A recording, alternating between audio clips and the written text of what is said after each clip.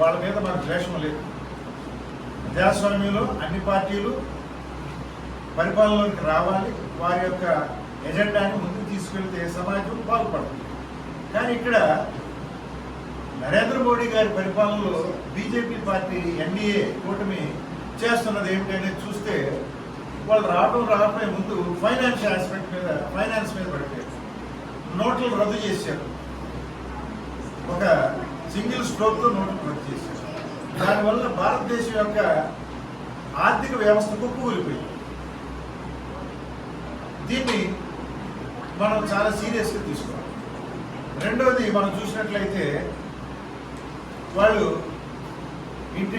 విదేశీ డబ్బులు నల్లధనం అంతా తీసుకొస్తామని చెప్పారు. 10 సంవత్సరాల నుంచి ఎదురు చూస్తున్నాం, అసలు దాని గురించి మాటే లేదు. అదేవిధంగా ఎంప్లాయ్మెంట్ క్రియేషన్ అనేది దేశంలో కనపడలేదు. There is no employment creation. తర్వాత రైతులు ఉద్యమాల గురించి చూస్తే రైతులకు కావాల్సిన సపోర్టు వీళ్ళు ఏమాత్రము చేయకుండా రైతుల్ని ఇబ్బంది పెడుతున్నట్లుగా మనం చూస్తాం.